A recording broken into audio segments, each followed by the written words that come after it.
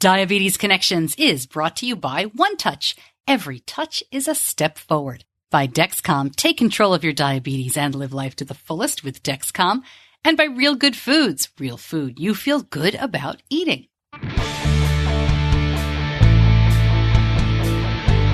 This is Diabetes Connections with Stacey Sims.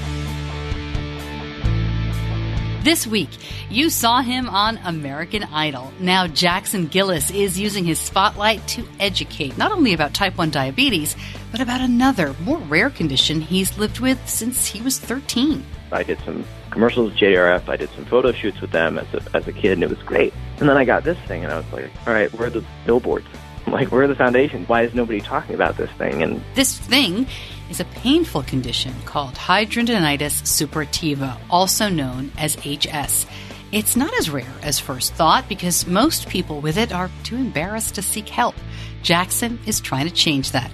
Of course, we'll also have some fun talking about American Idol and his music. Plus, you'll hear from Benny this week. We're talking about the changes we've made in diabetes management and the really good results we've seen. And in Tell Me Something Good, family diabetes camp and some volunteer efforts outside the T1D community. This podcast is not intended as medical advice. If you have those kinds of questions, please contact your healthcare provider. Welcome to another week of Diabetes Connections. This is episode 225. Holy cow, we're going to be celebrating 4 years of the podcast pretty soon. And if you've been with us all this time, hey, I am so glad to have you. If this is your first episode, I'm glad you found the show. Any way you slice it, we aim to educate and inspire about type 1 diabetes by sharing stories of connection, talking to the movers and shakers in our community, the authors and artists and celebrities, as well as the healthcare companies and the tech folks that are pushing things along. My background is in broadcast news. I was a TV anchor and reporter for many years, as well as a host in local radio morning news. My son was diagnosed with type 1 diabetes just before he turned 2 back in 2006. And you put that all together, that's how you get the podcast. So personal stories this week. We're going to talk to Jackson Gillies in just a moment. And then in our community connection, the community is basically my family this week because we're going to talk about our visit to the endocrinologist. I interviewed Benny. We had a lot of fun. And I'm just going to tell you right up front, because I've been hinting about this for the last couple of weeks, really looking forward to this appointment. Benny's A1C went down almost a full point since December. It went down 0.9 since our last visit, and it's gone down a total of 1.4 since the end of August. So we are pretty excited, especially since we were never in very highly dangerous territory. I don't share specific numbers. Sorry about that, but I haven't done that in several years. I'll talk more about that later on in the show, but I'm going to also tell you how we did it. And it's pretty amazing stuff. And it's really, really simple. I'll tell you up front, we didn't change our life at all. And now we're back in the numbers that we were seeing before puberty. So it's pretty good stuff. I'm pretty excited about it. And you'll hear from Benny. He can really tell you all about it. Hey, make sure to join the Facebook group. It's Diabetes Connections, the group, because we do a lot of fun stuff in there. And it's great to talk to you. It's the kind of the best way to get the behind the scenes of the show. And you learn about stuff there first. I also have a newsletter that goes out every week. If you'd like to get the show delivered right to your email, the newsletter goes out. I also put little tidbits in there, the link of the week and some other stuff that I don't talk about on the show. And you can find that just by going to diabetes-connections.com or in any of the show notes, any episode, there's a link right there for the newsletter. All right, Jackson Gillies showed up on American Idol this year, sounding great, impressing the judges, going to Hollywood right away. He has been performing for several years, and he's won some contests before. You're going to hear about that in our interview. But here is his audition on American Idol. Make it rain down, Lord. Make it rain.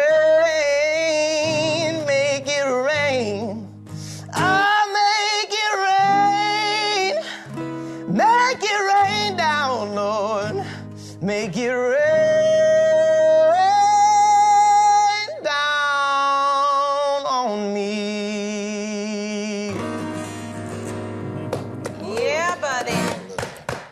Jackson was diagnosed with type 1 diabetes at the age of 3.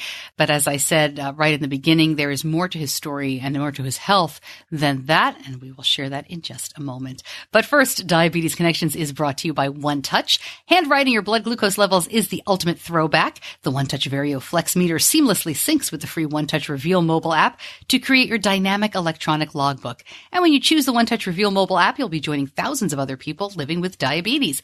In fact, as of this past October, One Touch Reveal was the #1 downloaded diabetes management app in the US, Canada, France, and the UK.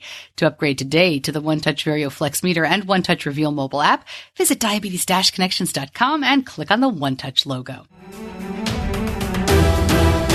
My guest this week has had a very busy year, and we are only in May. Jackson Gillies made a splash on American Idol, and he's got new music on the way out this month.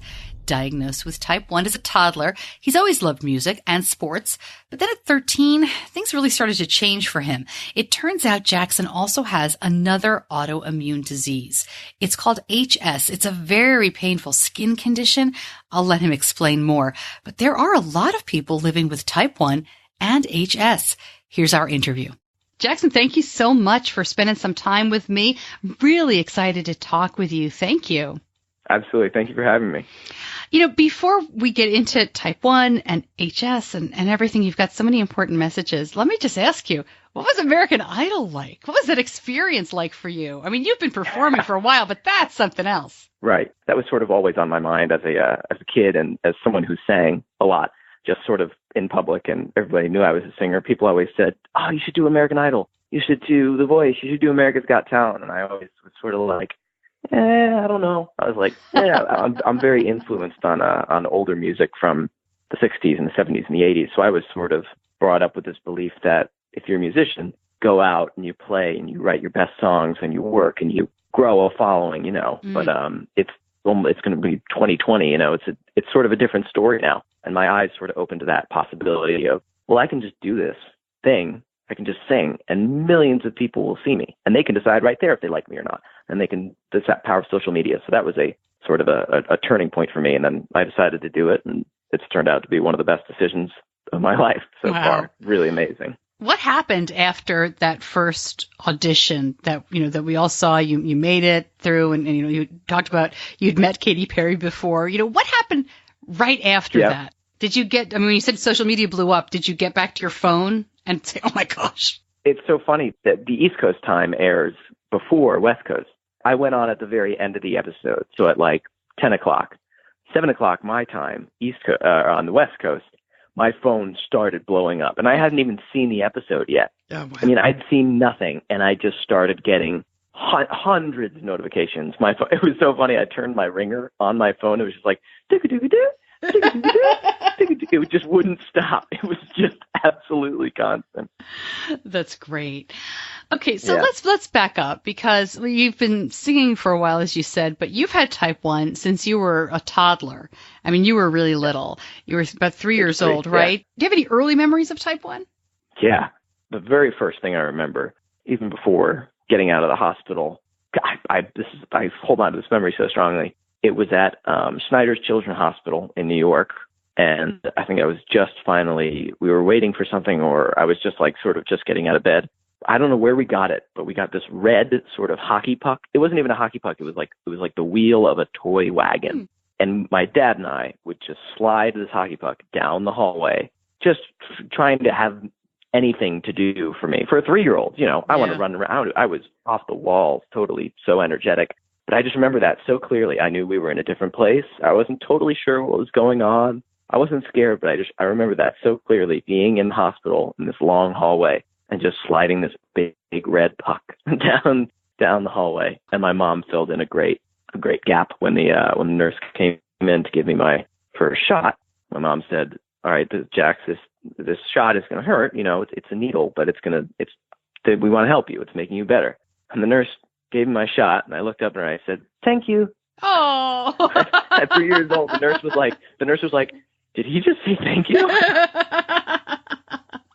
I love it. Oh my gosh, so cute. I was reading too that your mom kind of made you feel like a lot more people have type 1 than maybe do, right? Including Spider-Man. Tell me about that. Yes. she was saying, like, in an effort to make me feel, I never really thought, I'm not normal, I'm weird. I didn't care. I just did whatever I wanted. I still sort of do that now. I'm like, I don't care if I'm a weird kid. It's fun. But to teach me that, like, you can do, even though you have diabetes, you can do whatever you want. So she would tell me, like, Mike Piazza of the Mets has diabetes, and Patrick Ewing on the Knicks, and Spider-Man has diabetes too. And none of those, I believed it. Spoiler, none of those people have type 1. Yeah, I found that out. I just found that out last year, actually. Someone broke the news to me. I was going to say maybe about Mike Piazza and all those about guys. Spider-Man.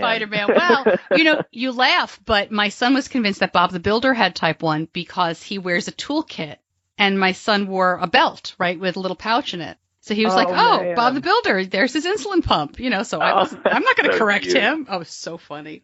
But you also live with another autoimmune condition that I got to be honest with you, I didn't know anything about until you started talking about this, and then come to find out someone I know personally has HS. Can you tell us what that is? I mean, it's been such an education since you started talking about it. Right. That's been a huge thing for me is educating people about that. And it's been a pleasure to do it and help people. HS is an autoinflammatory chronic skin condition. Up to 230 million people have it globally. Up to 230 million all over the world. It's almost 4% of the population. It's hard to put a number on it because a lot of people, A, don't know they have it. B, it takes an average 7 years to get diagnosed by a doctor because it's incredibly under-researched and underrepresented. And I was diagnosed when I was 14. Luckily, it was about a year into having it that I was diagnosed. And since then, I've just sort of became an automatic spokesperson. I've been having type 1 since I was 3. It was like huge JDRF. I did some commercials with JDRF. I did some photo shoots with them as a kid, and it was great. And then I got this thing, and I was like, all right, where are the billboards? Like, where are the foundations? Why is nobody talking about this thing? And it's partially because it's skin, and skin is still taboo in this day and age. The other reason is because it's referred to as the hidden plague. It usually doesn't present anywhere above the clothes. Oh. It's in the legs. It's under the arms. For women, they get it under their breasts, and it's embarrassing. It's not a fun thing to look at, and it's incredibly painful. So people hide it. They even hide it from their doctors, and that's why they don't get diagnosed for times.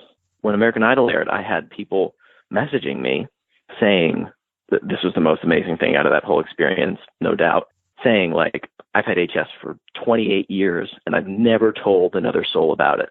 They're like, you just gave me the strength and the courage to tell my loved one or my family that I have this thing. I was sitting in my bed just reading these messages, like weeping like a baby, so it's really important to keep talking about that and get it out there. And I may not pronounce it correctly, but when we say HS, it's Hidradenitis Suppurativa. Yep. Is that how you say it? That's right. Okay. Yeah, you got it. Yeah. And I know this is a podcast about type 1, and as you listen, I hope you don't mind if we spend a little bit more time on this, because I do think it's important. And also because I got to tell you, I got a message, I put, hey, we're talking about this in the Facebook group, and people said, ask him about American Idol and what are his plans. But Aaron, who was someone I know personally, says, I have HS, and he also has type 1. And he knows one other person with type 1 who has it. So he's asking, do you know if it's one of those autoimmune things that kind of go together? A lot of people with type 1 have other autoimmune conditions. He says nobody, like you were saying, nobody ever talks about it. And he wonders if you have any thoughts on connecting the two Venn diagrams, kind of getting more awareness inside the type 1 community if we're more predisposed to it. I don't know if you know if people with type 1 are more predisposed. He's absolutely right. There's no really rock solid research on it. It was funny when I actually did a TedX talk on HS. You can find that on YouTube. You just search my name and then TedX. My mom posted it to one of the type 1 pages on Facebook, and like 7 people within the first hour commented, oh my God, I have type 1 and I get abscesses too. I get abscesses in those places.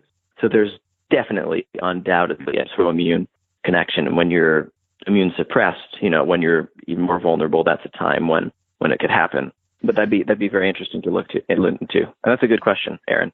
And again, I don't want to get too personal, so tell me to back off if you want. But are the abscesses and the flare-ups, are they connected to blood sugar control? Or is it just once you have an autoimmune disease, these kinds of things can happen?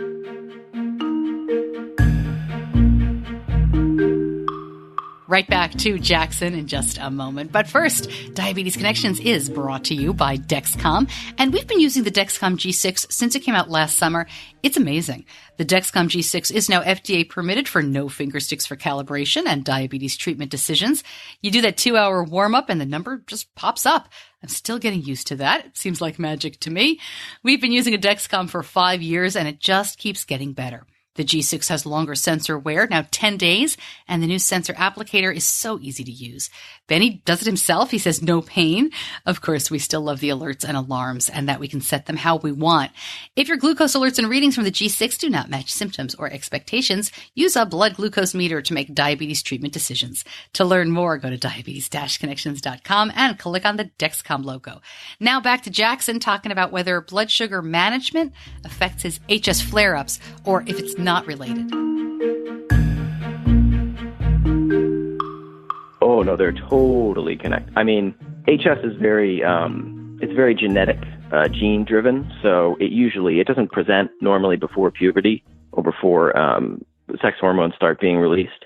But in terms of like blood sugar, once it is present, it makes a huge difference. I mean, and it's sort of a loop where if your blood sugars are high, your body will feed off that and it'll get inflamed. And the sugar will give you a flare. Then when you're flaring, it'll put more stress on your immune system, which will mess with your blood sugars more. So it's a hell loop. Yeah, and so unfair. I mean, this is a condition that nobody would want anyway, but to get it as your puberty, as your teen years are starting, and that's when your blood sugar is also the wackiest, generally speaking, for most people. Yep. It is like that's the hardest thing about it is that kids get it, young teens, and they get it near their lower regions, or girls get on their breasts and they think it's an STD. Oh, and they're terrified to tell their parents about it, so they don't go to the doctor. And it's unbelievably painful. I mean, it is literally, when I was first diagnosed, I had 7 or 8 abscesses on each of my legs, no bigger than probably the size of marbles, but I didn't walk for about 2 months. Did not walk, get out of bed. Now imagine that, but not telling anybody. I mean, not telling your parents at all, still having to go to school, still having to get up, go at 7 a.m. until 3 p.m. and not tell your friends what's going on, or it's crazy. Do you know if more doctors are able to recognize it? Because I know you said it took you a year, even with help from your parents, and average is 7 years. Are more doctors recognizing it? Hopefully, from what's happening now. I mean, more people are talking about it. I'm talking about it. But it usually takes more than 2 places. If you have a flare, like, say, on your leg or your groin, and then one under your underarm, then they'll connect it. But if it's a singular event, like I had one on my forehead, then I had one on my cheek, they'll just say, they said it was due to high blood sugars. Geez. It's just your body reacting, and they don't connect the pieces. When you were in the hospital or you were not walking for the period of time, right. I think you said when you started really playing the guitar. How did that come about? Were you just so bored? Were you just trying to get your mind off things? Yeah, that was pretty much it. I was also an athlete. I was very, very, very physical person. I played every single sport I get my hands on. I just moved to Florida as well. So I was surfing for like 6 hours a day. I would just go outside and not come in until it was dark. So I was missing that sort of physical outlet being in bed. And like I said, I was raised on great folk and blues and rock music. And I was listening to that stuff. And I had this urge. I was like, I want to learn how to do that. I was like, I want to do that. I can sing. I just need something to back me up, because I'd done theater in the past, and that was where I sang. And I just became obsessed with it. It was something that I actually sort of had control over, learning chords and progressing with that was my outlet. So as you said, you'd been a singer, you'd been in theater. How do you get from hospital bed, learning to play guitar? I mean, even before American Idol, you had a single out, you'd been performing, this was a big break for you, but this wasn't your first step. How do you do that? It's been an unbelievable, really what I found unbelievable 4 years. I started my journey in Florida 5 years ago, but I moved to Santa Barbara 4 years ago. It'll be 4 years this April. And I was just starting to play guitar. I was really just getting on my feet again in terms of getting over HS. And I just moved to a completely new state, new school, didn't know anybody, which I usually am fond of. I've moved, 12 times in the past 10 years.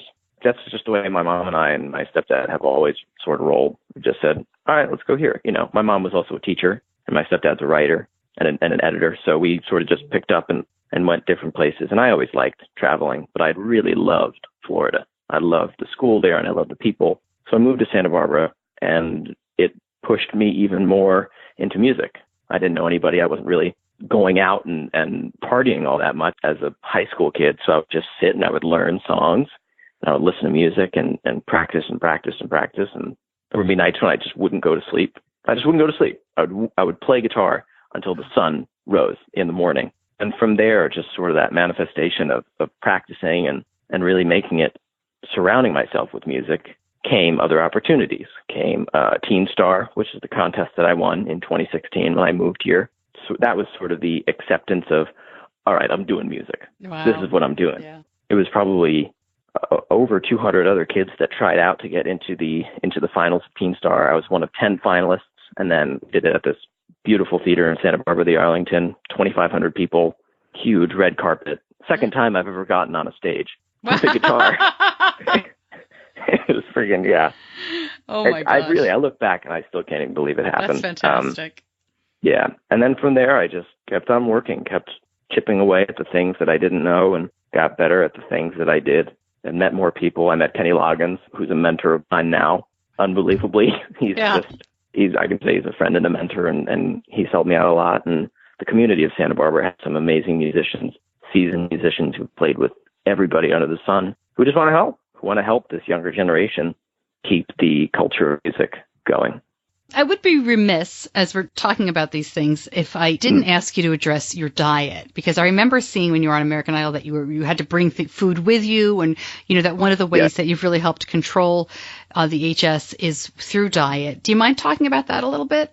Absolutely. It's really funny. I've always had trouble controlling my type 1 ever since I was a kid. It's hard.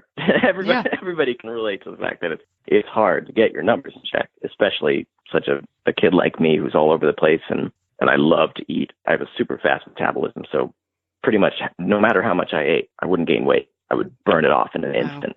When I switched to the diet for HS, no sugars, no starches, no grains, no gluten, no dairy, no corn, no burgers, no fries, my numbers flattened out. Completely flattened. I don't think I'd ever had an A1C under 7.2. 7.3. We were ecstatic at like a 7 one time. I went to my endo last month, 5.9. Wow. And it's 100% the food. I only eat organic grass-fed meat and organic chicken and salad and organic vegetables like butternut squash and asparagus and zucchini and carrots. And there's just nothing to really throw my blood sugars out of whack. So in a weird way, my HS completely saved my diabetes, Oh my gosh. For those listening who want to try something like that, who have HS or are just interested in changing your diet, is there a plan for that? Is it called something? Mm-hmm. So there are a ton of different diets out there. There's of course. paleo diet and keto diet and AIP diet. The thing that I start with is autoimmune protocol diet. So AIP is for some people, for most people, and I always preface my whole diet theory, and it is just a theory, and it's a theory for everybody, that it doesn't work for everybody. This is what's worked for me, and it's all down to the person, especially if you have HS. With type 1, it's a lot more straightforward, like if this thing has a lot of carbs and a lot of sugars, if you cut it out, it's going to be better. But for HS, you have no idea what's going to trigger what. For some people, they can do rice. They can do rice absolutely fine. If I have rice, I'll flare within a day. It's all about your own body. But AIP is a sort of a more drastic way to start. It's cutting out all the things that are globally known as flares for most people and just really sticking to the basics, the super just necessities and the things that you won't do all that badly with. But a good general, if you want to really try and cut some things out, like gluten is a really tough thing for diabetics, I know, because it's really high protein strands. It's super carby. It's really hard to meet that up, even if you bolus, like over bolus and half an hour or 45 minutes before. I've found that most everybody I know and myself will shoot up regardless. But it's all about cutting different things out and seeing what effect each one has and really being vigilant about it and writing it down helps. What's next for you? I've got to imagine that the type 1 community wants you to come and speak at every event. The HS community has got to be so excited that finally somebody's talking about them. And the music community is like, he's already ours. So where do you go? What are you going to do? I'm in all different directions. I need a clone. I need 2 clones of me. That's amazing. Let me ask then, do you have performance plans? I mean, you've got to be excited to keep writing and performing music with this great audience now you have. Absolutely, 100%. I'm doing some gigs in town, like I usually do, just in Santa Barbara, the Southern California area, and even LA. But really what I'm focusing on now, or what I'm loving to do, and what's the next logical step for me is just releasing music.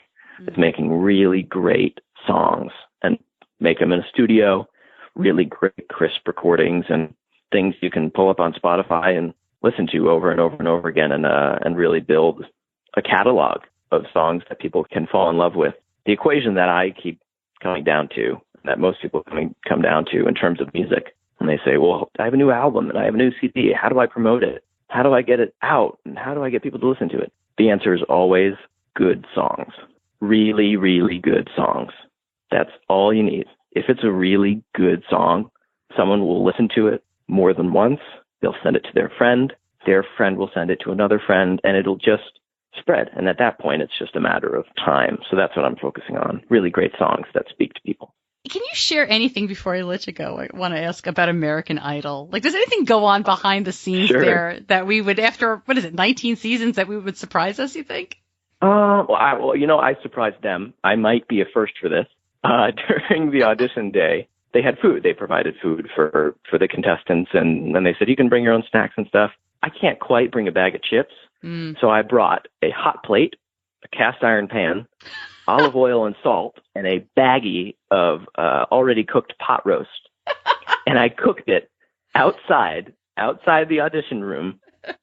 I had a little kitchen set up, and I can only imagine that was the first time that they had a contestant bring organic grass-fed meat and cook it in a hot plate that they brought themselves. So wait a minute. I'm imagining a combination of people who walked by and said, like, what's going on? And other people who just didn't want to know. They're like, what is that? A lot of people were like, where'd you get that? They're like, that smells good, man. They're like, what is that? But that's a tough schedule. Really I mean, you have to, I'm sure you were there for a long time, and you have to have what you need to eat. Yeah, that's always the big thing about traveling is bringing a big old cooler of, I use, if any diabetics out there, mostly diabetics out there, or people with HS, the treatment I've been using lately, I always love sharing treatments. Like, what do you use for treatment? Yeah. What do you got? What do you got in your bag? I do raw honey. I just literally keep a jar of raw honey with me. It never spoils, never expires, and it's super clean, and it takes like a tiny bit. I mean, like even a little bit on the end of a teaspoon will bring me up 30 points within a couple minutes. So that's your low treatment. That's your go-to? Yeah. Yeah, that's great. Because I couldn't do any sort of candy or any sugar, any juice has stuff in it. So that's like just the absolute simplest sugar you could find, honey, with nothing else in it. Do you react to glucose tabs too? I would imagine a lot of the glucose tabs have a lot of artificial stuff in them. Yep, can't do them. I used to do those. I used to love glucose tabs. My daughter, who doesn't have type 1, is the one who likes the glucose tabs in this house. I hate the grape flavor. I can't stand any of them. Orange ones were the best, and it built up the powder at the bottom. Oh, my God.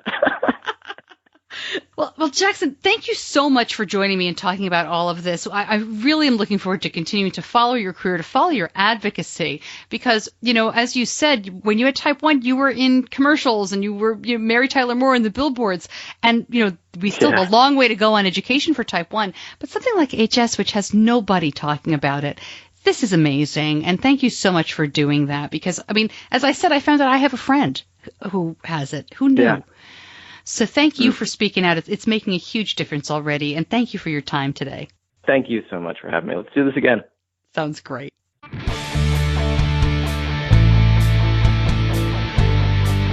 You're listening to Diabetes Connections with Stacey Sims. He mentioned a type of eating in there, and it went by really fast. So it's the AIP. AP diet. That's the autoimmune protocol diet. I will link up information on that, as well as many other things that he mentioned about HS, and his TED Talk, which is really good stuff. As he said, he'd love to come back on. I would love to speak to him again. We're going to be hearing a lot more from him and, of course, following his music career. So I really appreciate Jackson spending some time with me, and I hope that we do see more awareness for HS. I had never heard of it before I met him, and now, as I said in the interview, I know people with it. So, man, I hope he really is able to shine a light on that and get people some help that they need.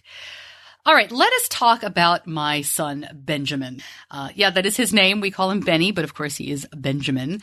I don't even call him that when he's in trouble, though. I don't know why that came out that way. When he's in trouble, I just scream his full name at him, but it's always Benny at the beginning. I told you at the beginning of the show just a bit about Benny's progress these past 6 or 7 months. The numbers are pretty remarkable.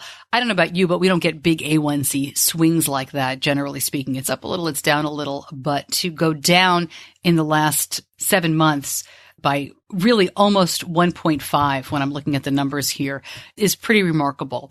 So I want you to hear from him. And then I'm going to tell you a little bit more about the process after that, really just some more information about how we did this. The upshot is, and I talked about this in the fall, is that we are on the untethered regimen, which varies person to person. Basically, it means Benny takes 1 shot of long-acting insulin a day and still uses his insulin pump. He gets half his basal from the long-acting shot, the other half of the basal from the insulin pump, and then, of course, all boluses from the pump. So that is a very quick way of describing untethered. We also have the Tandem X2 with Basal IQ. The Basal IQ software keeps him from going low. It doesn't prevent every low. I'll talk about that a little bit later. It's a little technical there, but the software is there to mitigate the lows as much as possible, and it has worked very well for us. All right, this first part of the interview is just after we parked at the endocrinologist's, just before we go inside for his quarterly checkup. I do have to say, we have a terrible allergy season around here, so we're both a little sniffly, and I didn't realize that the mics were picking it up. I am so sorry about that, but it is what it is. Okay, here we are in the parking lot at the Endos. All right, well, that was a fun drive. Takes 45 minutes to get here without traffic. Mm-hmm. And we've been doing this drive 3 to 4 times a year since you were 2. Really? Yeah. That's a lot. You don't remember coming when you were little, right? Like, what do you remember? Nothing. I don't remember anything. What do you think about when you go to the endocrinologist? Like, you're just here, it's just something else for you to do? Mm-hmm. Are you Snapchatting while we're doing this? Maybe. Okay. So, I don't know if this is a blood draw day. That's always it might be. Yeah. You're, great with that now, but do you remember when you were little? The earliest I remember, I don't know, may have been 3 or 4 years ago, I got one of those pills. Like a stress reliever thing? Yeah. And, to squeeze. Yeah. That was. One time you brought your stuffed animal. I remember that. Yeah. That one was really bad. Because she couldn't find my vein. Yeah. She put the needle in. She was, tapping my arm, where, I can't find it. Well, usually they're very good. And there's a needle just laying in my arm of, an 11-year-old little boy who's scared out of his mind. There's no blood being drawn, and she's tapping the arm with the needle in it. She's like, I can't find it. You've done that once a year since you were 2, that blood draw. That's, 12 times. That's a lot of time. I remember I don't like it now. A while ago, I don't know if it was endocrine, but I had to go to the hospital and they drew a lot of blood. 3 different vials. I went with Dad to I think it was the Levine's hospital. I don't know what it was for, but they drew 3 bottles of blood. I'm not laughing, I believe you. I'm trying to remember what it's for, but when they do those tests, sometimes it seems like they're never ending. Yeah, and I'm sitting there, bleeding, in my mind, I'm bleeding out, I'm gonna die. And they're like, you're fine. I'm like, you're taking all my blood, I need it back. All right, I have to check with your father to see what that was all about. Mm-hmm. Okay, so let's talk about the changes we've made in the last 6 months. Tresiba. So let's talk about that first. You decided to do that in the morning. That was the big change you made. Mm-hmm. What made you agree to do it in the first place? Me nagging you? Me asking you? You feeling like things needed to change a little bit? The whole point we switched to the Tandem was to hold more insulin, and I felt like I was still running out of insulin at the same rate, and then we switched to Tresiba, And that was mainly the reason. Because you were trying Like, to change when the I cartridge. switched to it, that was mainly the reason, because I wouldn't have to change my cartridge as much. And then later on, I realized that my blood sugar was actually pretty decent comparatively to before using it. And then I was like, hey, it's pretty good. So tell me about using it, because you used Lantus a little bit in the past. I mean, when you were very little, you probably don't remember it. But it did burn you, and it wasn't the best. What is Tresiba like if you were describing it to somebody else who has diabetes, if they're thinking about using it? I'd say 95% of the time, you don't feel anything but the needle going in. Every once in a while, it'll hurt. And for me, it ranges from, like, a little bit, and then every once in, like, a millennia, it'll hurt, like, really, really bad. I don't know if anybody else does this, but, like, every once in a while, a needle will, like, hurt. An insect or something will hurt, like, ridiculously much. And it's just, like, random. And, like, that happens. I think that's pretty common. When the Tresiba hurts, is it hurting from the needle? No, or is it the insulin burning? I think it's the insulin burning, because it's more like a sting rather than, like, a needle pokey. It's not like you hit a muscle or something. I mean, because you don't inject there. Okay. I like about and this is not a Tresiba commercial, I mean, but it sounds like one. I like it because it has more flexibility. Like, you've forgotten it a couple of times, and you just do it a later time, and it's fine. That's pretty cool. It is pretty cool.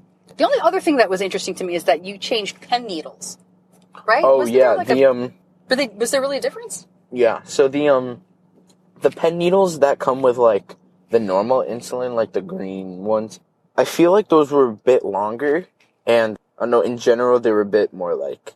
That's a technical. I don't have a good way to explain it. I think what's interesting is you don't have to have a great way to explain it. Just to realize that there's always something that you can change to personalize, right? So if the first pen needle wasn't great, we got samples with the Tresiba pen. You liked those better. We were lucky enough to be able to switch. So, speak up when you like something. You always do that, and that's great. All right, and then the other thing we got was basal IQ. I kind of wish we had gotten them at different times so we could really see what the big deal was. Because I can't wait for the other one. Oh, for Control IQ. Oh my God, Control IQ is going to be great. So Basal IQ, as you listen, Basal IQ is the tandem software with the t:slim X2 that will stop you if it believes you're heading low. This is very simplified. If it believes you're heading low, or if you're under 80, it will stop. And it is, I am thrilled with it. It's really worked better than I thought it would. How about you? The basal or the control? The basal. We don't have Control IQ. I know. I was confused. I mean, personally, I don't go low super often, but, like, when I do, it's nice because, I mean, personally, I like going a little bit because I get, like, a juice box or something. But it's nice because, like, a lot of the times I'll be, like, running around, and then I'll look at my pump to look at my blood sugar, and I'll see, like, 2 or 3 times it stopped giving me insulin. And I was like, hey, I'm not 67 now. Thanks, basal IQ. I love it when in the morning, you'll wake up at 82, and I assume, I look at the Dexcom, because I don't see the pump. I look at the Dexcom, I see you, like, skated a little bit closer to 70, and then you floated back up. Like, it's nice to not have to treat you in the middle of the night, not only because we're both sleeping better, but also because then you don't wake up at 150, which is not a big deal, but waking up at 82 is a lot better than waking up at 152, because and the 152 comes from the juice box. So that's pretty cool. I think the best part about using basal and control, I think the best part is going to be, like, using both of them together, is that if your parents are looking at your share, they don't know that you didn't do anything. They're like, my boy's doing so good, and you haven't looked at your blood sugar all day. That would be awesome. I'm in on that. I want to be in the clinical trials. Yeah, it's funny. We have not been able to get you in. I've tried a couple times, and we'll keep trying. Listeners, if you know anybody, please He's appealing email to the people. crowd. I personally would love to talk to people. Well, you're getting to the age where you can do more, because there's not a lot of pediatric trials in this area. So now that you're older, you'll be able to do more stuff. So we're going to go inside. We're going to talk to Dr. V. We're going to get some results, and then we'll keep you updated when we come back. Woo, blood. As it turns out, there was no blood draw. That's next time. But he did get some bad news. Rather than focus on his management progress and his time and range, which were excellent, Benny wants to be at least 6 feet tall. and the endo told him it looks like his growth has really slowed down. Now remember, he's 14. He's already 5'10", but this is what he wants to talk about. Okay, so now we're driving back. Probably not the safest way to do this, but, we'll do what we can do because we're in a hurry. All right, well, that was a terrific appointment. How are you feeling? I'm done growing. Yeah, I know. I knew that was going to be your takeaway, so tell us what happened, poor kid. I haven't grown in like 9 months. Well, you did grow. You just grew... Slow. Very slow. What did he say, like... 0.6 of an inch. Yeah. Well, that's almost a half an inch. That doesn't make any sense. Yeah, it was 0.6 of an inch. Okay. And then he's thinking that you're not done, but you slowed down. Yeah, that making me sad, man. So you're just like a hair shy of 5'10". Yeah. And Dad's 6'1", and you wanted to be 6'2". I just want to be 6 foot. All right, well, I think you'll make it. You're only 14. All right. Still. Well, it's hard to predict height. So good luck, my friend.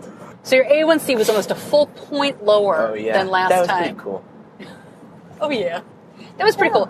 But I think what's interesting is we haven't changed our life or lifestyle from your highest A1C to this, one of your lowest since you were... Yeah, Can I say puberty? Go ahead. All right, since pre-puberty. So we haven't really changed anything, except, we've changed how we... do stuff. Yeah, but how we approach. Right, eating, when we bolus, all that, everything else. So let me ask you, Benny, to what do you credit this amazing drop in A1C? And you can say your mother's love and care. Tresiba. Yeah, right? Anything else to say on that? Tresiba. One of the things people say about diabetes who have it, and I don't, so I'm asking, is that it's not, sure, nobody likes to get shots, nobody likes needles, but it's not that the shots are all that hard. It's the mental stuff of remembering and having to do it all the time. Is that how you feel about Tresiba? Yeah, but every once in a while, my brain will be like, stab yourself. This is a bad idea. This, don't do it. While you've got the pen in your hand? I have it in my hand. I'm about to give myself the shot. And then everything is telling me not to do it, except for my hand. Well, that makes sense. I think your body's instinct is still, please do not poke me with the sharp, pointy thing. But, as you said earlier, you've noticed that you feel better, your blood sugar's more in range, all that good stuff. Yeah. Do you really feel a difference? You didn't have an unhealthy A1C, you were never in danger or anything, but do you really feel the difference? No. Yeah, not that much. We don't have, I'll tell you what I have noticed is that we don't have those sustained highs that we would get sometimes. Like a site would crap out and you'd be 300 for 4 hours, or it would just be high for 2-3 hours. We have that every once in a while. Yeah, but not as often at all. Because if the site is yucky, then the Tresiba is still there to kind of help. Yeah. All right. We gave him all your camp forms. He was very happy to have all that extra paperwork. Yeah. It's always lovely. To wrap it up, let me ask you this. What do you like about Dr. V? Do you think he's a good doctor? Do you enjoy well, you must, because you make me drive all that way to see him. I don't make you do it. Well, we have closer doctors. I don't know. He's funny and nice. And from what you've told me when I was a little kid, he was super nice. Oh, yeah. Well, he definitely has always, he puts you first. He talks to me, but he always, I would drive. Today it took us 40 minutes to get there. It's going to take us an hour and 15 minutes to get home with traffic. But it's so worth it. And I'll tell you, you know this story, but when you were in the hospital, when we were all there together, and he came in to meet us, he said hi to us, and then he got right down the floor with you. You weren't even 2 years old. You were coloring or playing or whatever. And he was like, hi. And I knew he was the right guy for you. So, no, I'm just kidding. I don't mind driving. And I'm glad you like him. You guys have a great relationship. It's hard to believe he's just watched you grown up. He's watched me from afar. But up close at the same time. Oh, and the other thing that was really interesting is he looked at your fingers. Can you talk about that? Oh, yeah. Before I got, the Tresiba and the Dexcom and everything, my fingers were all callousy and stuff, as people who stick a needle in their fingers are. But, nowadays, there are no calluses. There's no, I remember when I'd shower, everything would, open up. And, I wouldn't bleed. It'd just be, dead skin and stuff. It was very, white, it was, puffy. Yeah, it was nasty. And now that doesn't happen. It's amazing to think about how far fewer finger sticks. Say that 5 times fast. Far fewer finger sticks. Far fewer finger sticks. Far fewer finger sticks. Far fewer finger. That you do. And he always checks that kind of stuff, so that's really good. All right, I think that's it. Got anything else you want to chime in with? Let your kids go to non-diabetes camp. Sleep away. That's a different topic. Bye-bye. Yes, he wants you to send your kids to non-diabetes camp. As I said, we got all the camp forms signed, and he is looking forward to a terrific summer. He goes to 1 week of diabetes camp, and then he goes to 1 month of non-diabetes sleepaway camp. And this is his 8th year at diabetes camp and his 7th year at the other sleepaway camp. Holy cow. Time is flying around here. Okay, so just a couple of quick words about Tresiba. Let me start with that because we touched on Untethered, but I get a lot of questions about how it works and what we do. You've got to work with your endocrinologist on this. I suppose you could just look at your total daily doses and kind of figure it out. And, maybe if you're an adult with type 1, that's something that would work for you. Personally, I would never be comfortable with that because the long-acting insulins are not the same as the short-acting, obviously. So what we did was we went to Tresiba in September. And our doctor helped us figure out, we did about 40% at the time of the basal and then gradually backed off of the basal and the pump. Tresiba takes about 3 to 5 days to reach that steady state. And we saw it was a much slower ramp up for Benny than Lantis had been when he was little. So it did take it. We had a couple of days of highs that were not great, but we got it under control pretty quickly. And Tresiba is really interesting because it has a longer life in the body. Lantis and other long-acting insulins don't seem for many people to last the full 24 hours. Tresiba actually has a life of about 36 hours, which means once you reach that steady state, you can miss the timing of it, which I don't encourage, and I don't encourage Benny to miss the timing. But we have probably 1 day a week, shockingly, usually on the weekend, where instead of taking his shot at 7:30, like he does on school days, he'll completely forget about it until noon or 1 o'clock. And it's fine. He'll take it then. Our doctor just said, make sure you have at least 8 to 10 hours of separation in between shots. You don't want to, give them too close together.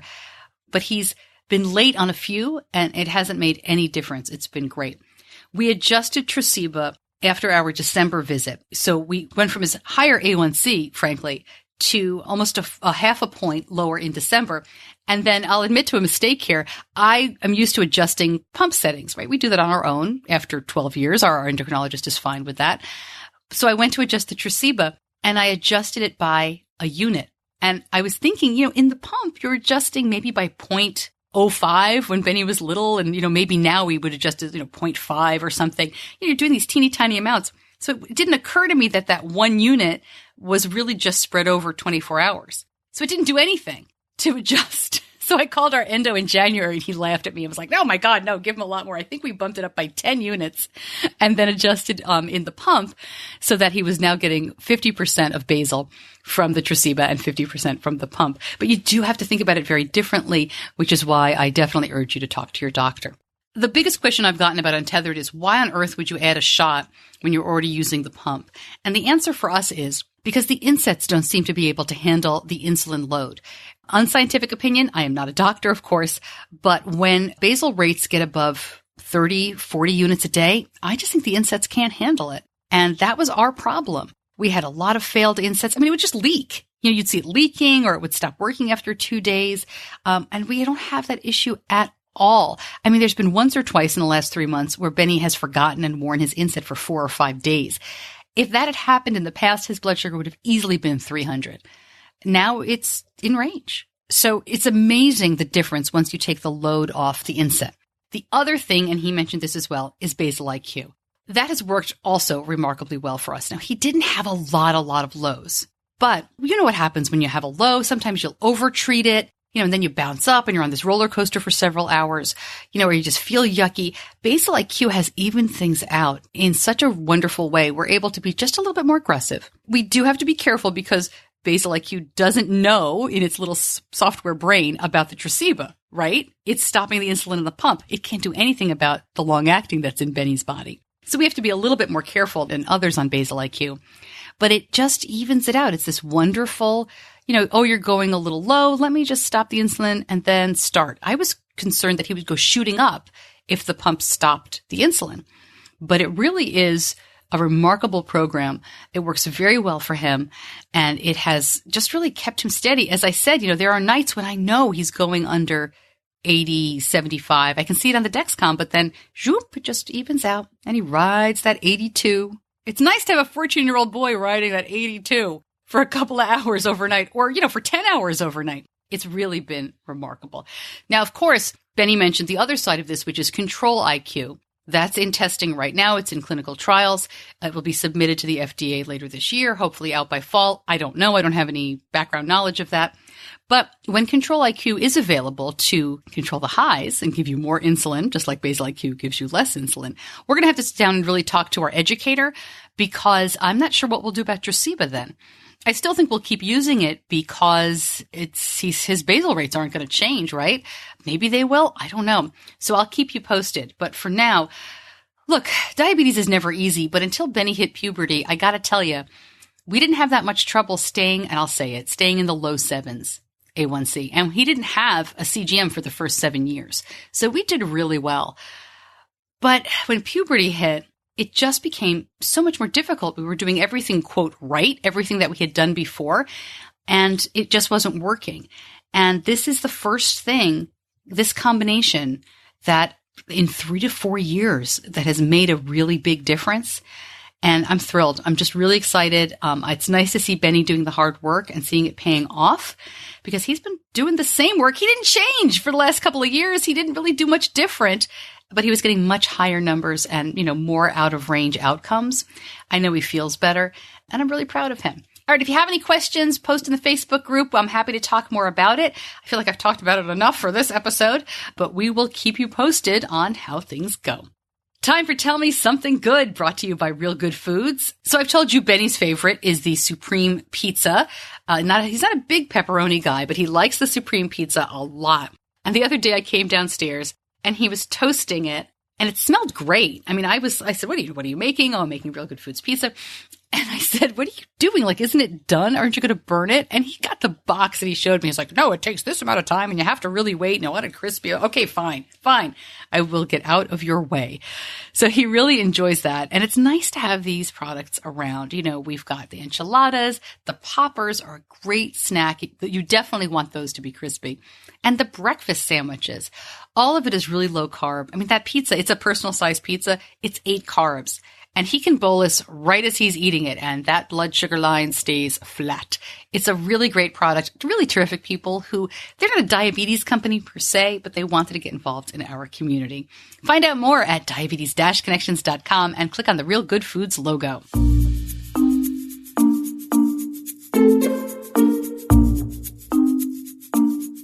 All right, let's start out with Family Diabetes Camp. Becky posted that this was her first time at Family Diabetes Camp. They went to the Triple R Ranch in Chesapeake, Virginia, put on by the Lions Club there. And everybody got to do things like canoeing and fishing and horseback riding and archery. There was a movie. There were camp games. She sent me the greatest picture of her daughter and other kids. And then she sent me the schedule. Oh my gosh. It was amazing, but it was exhausting to look at. I mean, you start the day at 6:30 with a workout, and then there's breakfast, and then every hour there are activities, and then it says 8 to 10 p.m. There's an activity, older campers or rock climbing with headlamps. I would be asleep. I'd be out. Lights out at 10 o'clock? No, lights out at 7 o'clock with a schedule like this. So Becky, thank you for sharing. It looked like so much fun. Diabetes Family Camp really sounds like a cool activity, but I had enough camp when I was growing up. I went to camp from the age of 6 to the age of 16. I'm not sure I ever want to sleep in a cabin again.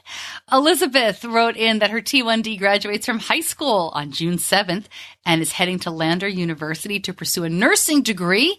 And she will be playing lacrosse. Congratulations there. And it looks like she has a busy summer too. She's volunteering at 3 diabetes camps. Oh my gosh, that is great.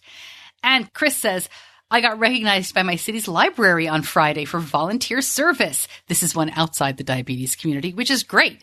Chris serves on the boards of 2 different nonprofits that work with the library, and we raise and donate in excess of $100,000 a year to fund programs, facilities, and materials. Chris, thank you so much for sharing.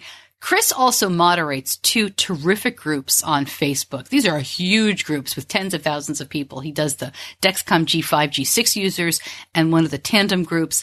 And I love it, runs a tight ship, good guy, great information. And it's awesome that he does all this outside the diabetes community as well. So Chris, thank you so much for sharing that. Send me your good stuff for Tell Me Something Good. You can email me, Stacey at diabetes-connections.com, or in the Facebook group, I'm always putting up that little post, tell me what's going on, give me your good stuff, or find me on social media. I and the show are both on Facebook and Twitter with different accounts. There's a Stacey Sims and a Diabetes Connections account on both. On Instagram, it's just Stacey Sims, so pretty easy to find that way. Track me down and tell me something good. Next Sunday is Mother's Day. Happy Mother's Day in advance. And next week's episode is your Dear D-Mom monthly episode with me and my fellow D-Mom, Maura McCarthy. So that makes perfect sense to follow up from Mother's Day. We'll be answering your questions about parenting kiddos with type 1 diabetes, and I hope you can join me for that. Then it's off to the Touched by Type 1 conference in Orlando. That's the 18th of this month. So we're keeping busy. And then, as I've been mentioning, it's my daughter's high school graduation. And then summer is basically here. Oh, this year is already flying by. All right. Thank you to my editor, John Buchanan from Audio Editing Solutions. Thank you so much for joining me. I really appreciate you spending some time with me each and every week. I'm Stacey Sims, and I'll see you back here next week.